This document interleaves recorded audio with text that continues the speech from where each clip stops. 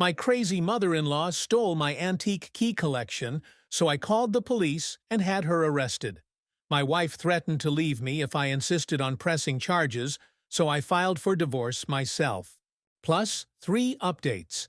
My mother-in-law is spoiled beyond belief, and my wife's indulgence has put a lot of strain on our marriage lately.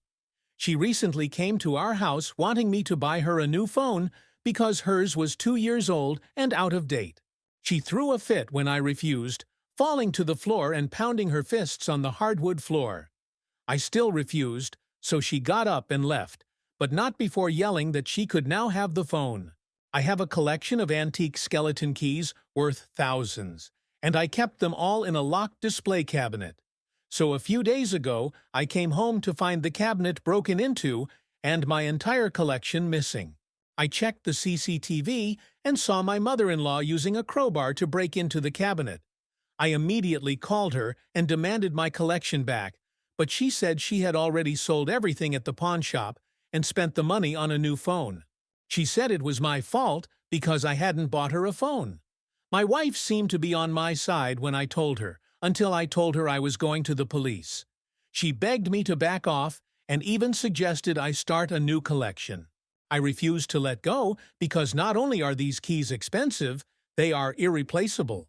I had spent 10 years building this collection, but my wife kept throwing tantrums, telling me to just let it go. Now, to answer the questions before you ask, how did my mother-in-law get into the house? My wife single-handedly gave her the key when we moved in. That's why. Anyway, back to what happened that day. I finally made a decision and contacted the police. They came and took my statement a little over an hour after I called the non-emergency line. I had the video footage and documentation of my collection ready, as well as some text messages that I had specifically gotten from my mother-in-law to get her to confess. I wanted as much evidence as possible so she couldn't lie to the police. When I wrote to her demanding my collection back, she actually laughed and said she would never give it back, and even bragged that she thought I was a pathetic son-in-law and my key collection was tasteless. Anyway, I told her to at least tell me what pawn shop she sold the keys to so I could buy them back and how much she got paid for them, and the idiot happily admitted it in a text right away. I had everything I needed for the police before they even arrived. The cops took the whole thing more seriously than I thought. I was worried they would call it a civil case since the thief was my mother-in-law and had a key to the house, but they arrested her soon after and the police went to the pawn shop before it closed to retrieve my collection.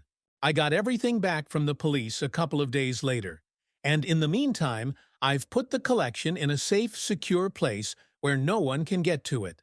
The pawn shop turned over the entire key collection to the police pretty quickly, like it was a sack of hot potatoes. I carefully checked every important key that was returned, and as far as I could tell, everything was there. It was a huge relief. I took the day off from work and barely slept for 2 days because of the whole ordeal. Also, the cabinet that my mother-in-law broke into is practically a lost cause, as she mangled the lock and doors while trying to force it open. Luckily, it wasn't an antique, just something I bought used for $50, so I'll just take it to the dump sooner or later. From her text messages before I knew it, my mother-in-law had sold the entire collection to a pawn shop for a whopping $300 for a collection of hundreds of antique keys worth between $2 and $3 grand. That low amount was a punch to the gut. The appraiser probably knew how valuable the collection as a whole could be. I mean, it's not like it was a jackpot, but money is money, especially when a silly little lady like that comes in with a box of goodies. Anyone else hear Mr. Krabs laughing? Anyway, the cost of paying for the damage to the store should have been on my mother-in-law, but my wife paid them out of our joint account instead. According to the store owner, the mother-in-law told them that the key collection belonged to her late husband, and she was tired of having the entire collection sitting in storage, so they believed her. But to be perfectly clear, she is not a widow. Her husband divorced her and left the country about 15 years ago. The mother-in-law lives on Social Security and food stamps. She also holds garage sales every few months and would often ask for our soda and beer cans as deposits for recycling them. The mother-in-law does not drive. She gets around on an electric scooter that tows a bike trailer. She lives in a house that she paid for a long time ago and wouldn't have financial problems if she didn't spend more each month, and she always counts on my wife to cover her expenses when she runs out of money. My wife and I had a huge fight when she came home because I had arrested her mother. But I told her I had enough of her enabling her toxic mother. I said that as soon as I could, I would change the locks and lock her mother out of the house. And I also said that we would either go to marriage counseling or I would see a lawyer to consult on separation options. I thought my wife would beg me not to do it, but instead she just called me horrible, packed her bags, and went to a motel. I just sat on the couch and let her go. She repeatedly looked like she was expecting me to ask her to stay, but I didn't. In the morning, she texted me that she was going to bail her mother out of jail and wanted me to wire her money to do so, since I was the one who arrested her mother. When I refused, all I got was a sarcastic, "Wow, Zia." Soon after, I had a hunch and checked the joint bank account balance, and my wife had withdrawn a lot of money. I wasn't sure if it was all for bail, so I called the pawn shop later. The owner confirmed that my wife had been there and had given him back the $300 he had paid her mother for the keys. He was also pretty angry and said he never wanted either of us in his store again. I understood his anger, and, strangely enough, I talked to this guy for quite a while, and he realized that I had nothing to do with this madness. I tried calling and texting my wife for hours, but she didn't answer. That evening, I managed to find her. I knew which motel she would probably go to, and I was right. It was cheap and close.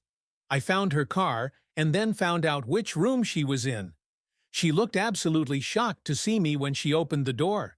I confronted her about the money she spent from our joint account.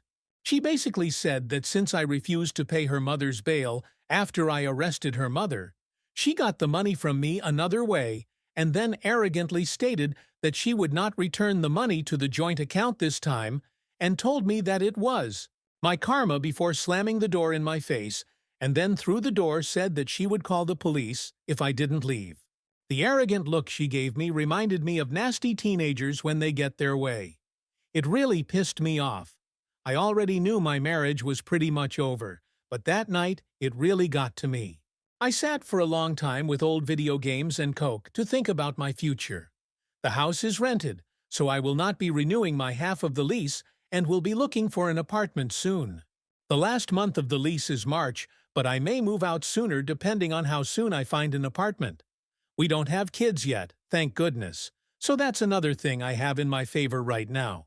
The next day, I changed the locks on the house and withdrew all my money from the joint bank account and stopped all automatic payments to and from it.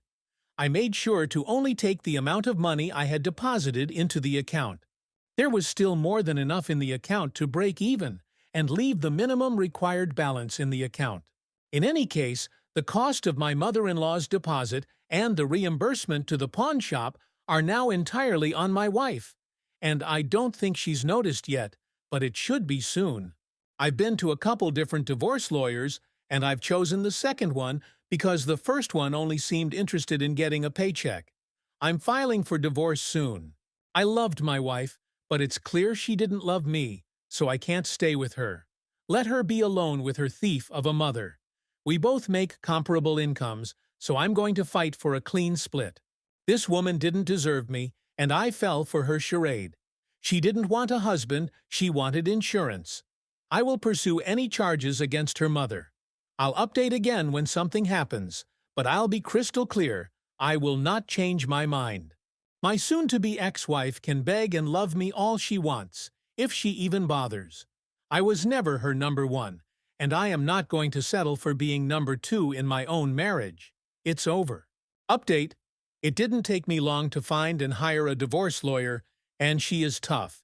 Yes, my lawyer is a woman, and she seems very good at her job.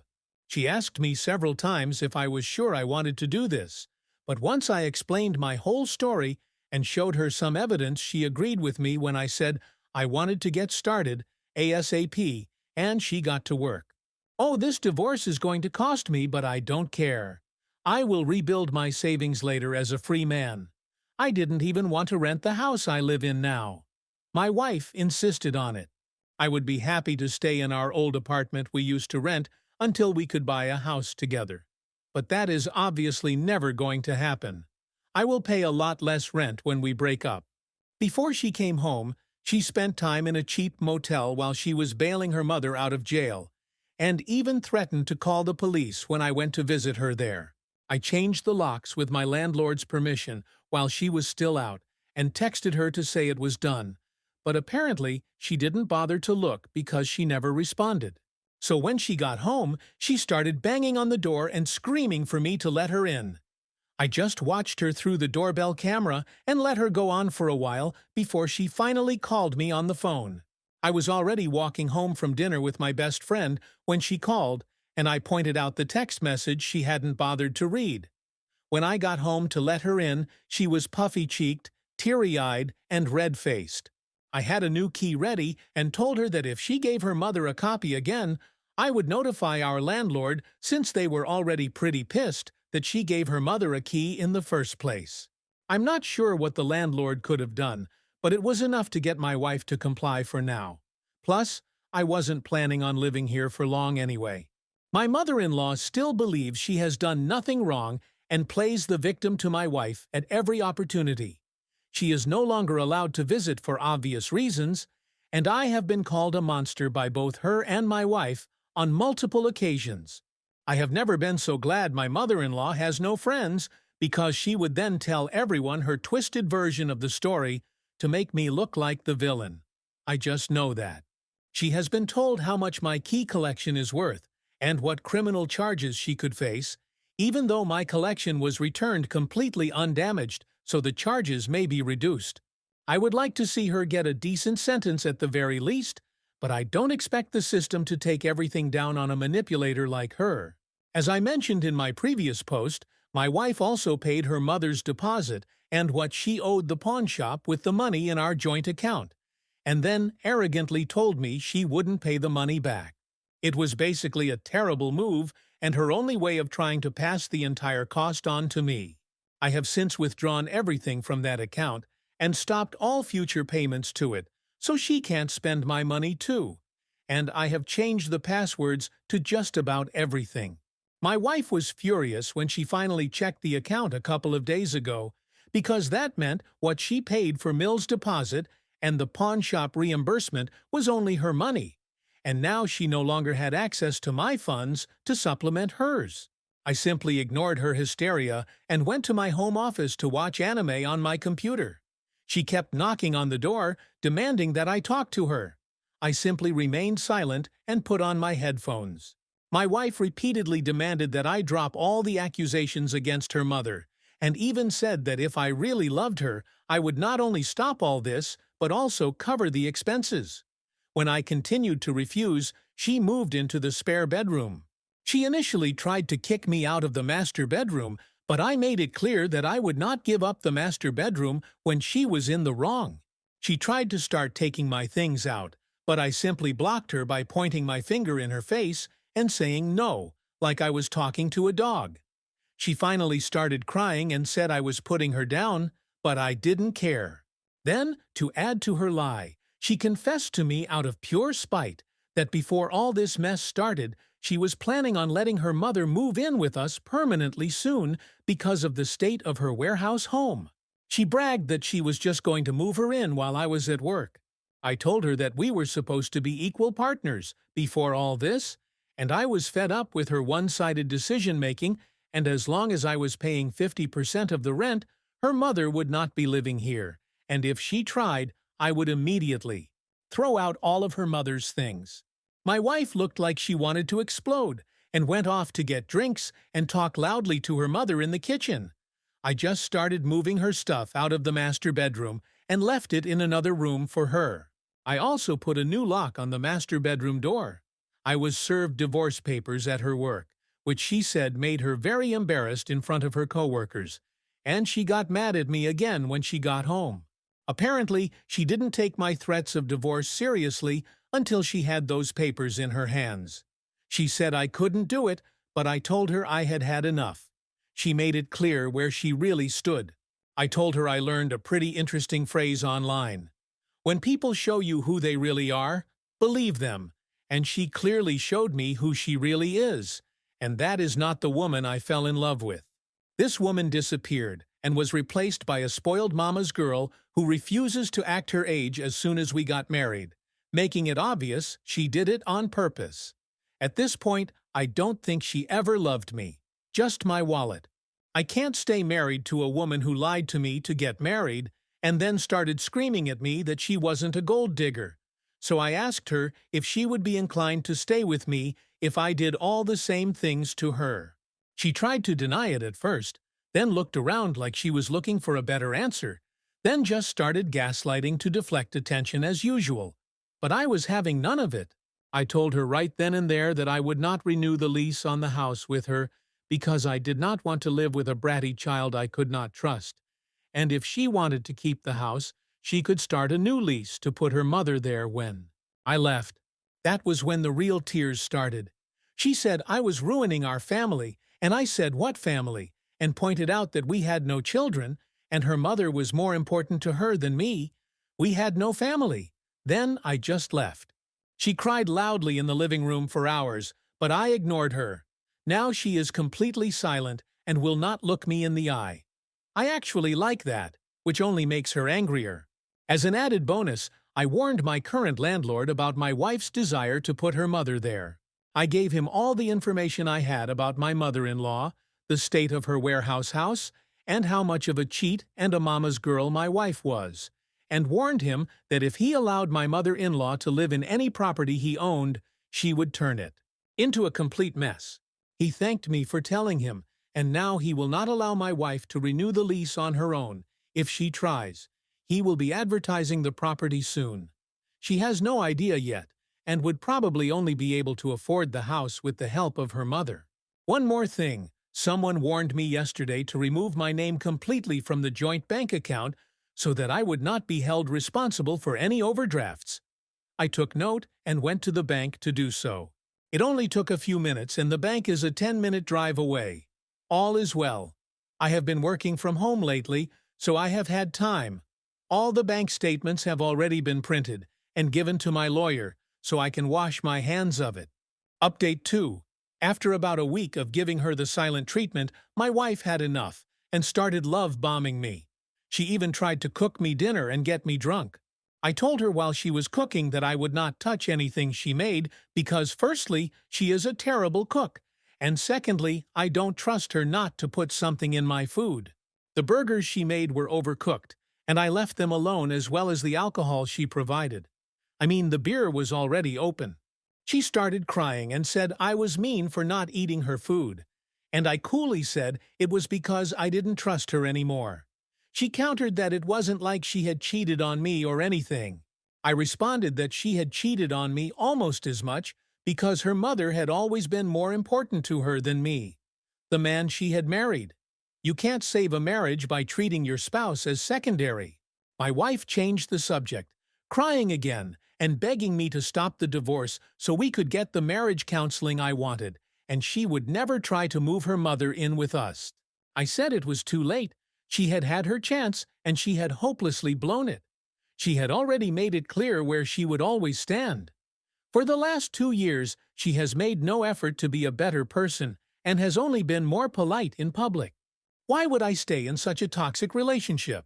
She should have answered honestly at least once and admitted that she would probably leave me if I did the same to her, but she still tried to convince me not to get a divorce and that we could work things out. I had to just leave and go back to the office. My wife did not stop and even tried to initiate intimacy several times. She walked around the house in her underwear a lot, and even in my favorite one. Nothing but a lacy apron. She hasn't done this for me since our honeymoon, even when I asked. She tried to touch me in places, ran her fingers through my hair, and got down on her knees to seduce me. I didn't fall for her tricks and stoically pushed away.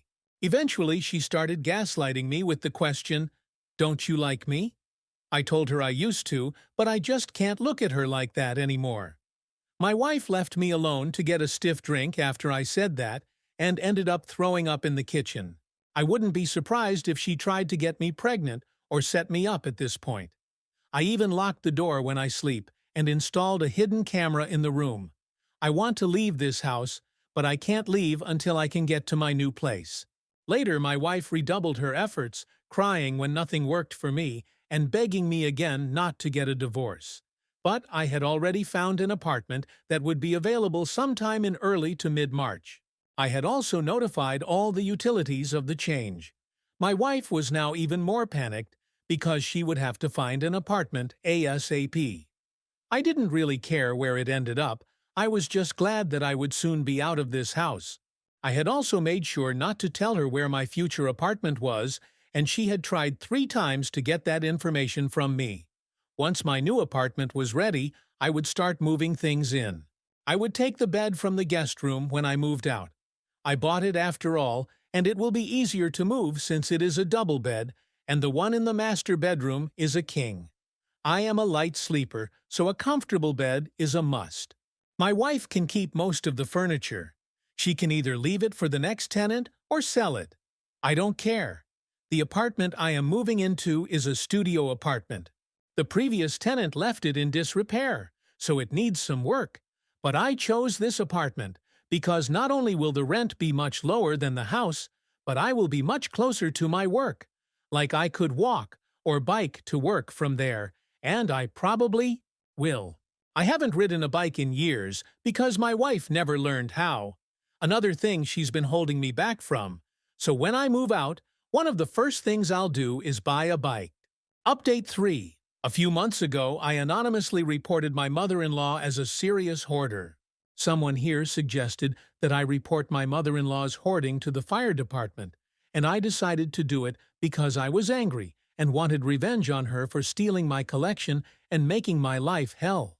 My mother-in-law had been hoarding junk in her house since my wife was a teenager. The house was filled almost to the brim with rotting garbage and was infested with rodents. I actually saw rats in there. I called the city from the number I had first Googled.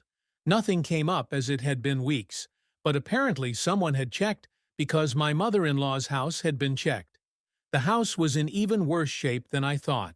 Not only was it a serious fire hazard to itself and the surrounding area and had a rodent infestation, but there were some exposed electrical wires, a leaky roof that had been faulty for years, causing severe rot and black mold. The house didn't look too bad from the outside, and it was in a neighborhood full of older houses that looked similar, so no one had probably reported it before me. My frustrations. My wife figured I was the one who reported her mother, given the timing and everything. She came home and told me everything her mother had told the inspector, and how her mother was likely to lose the house, but it was only a matter of time before something like that happened if I didn't report her mother. My wife screamed at me that I was a horrible, lying person. I asked her if she wanted to be the pot or the kettle, and then reminded her of all the reasons we were breaking up. I finally lost my temper and screamed at her, telling her that her indulgence of her mother had caused it. Her attitude about the theft of my irreplaceable skeleton key collection that I had spent a decade building was unimportant had caused it, and her selfish, unilateral decision-making and bratty child behavior since we were married had caused it. A couple should make decisions together, not just her making them for both of us without even asking my opinion.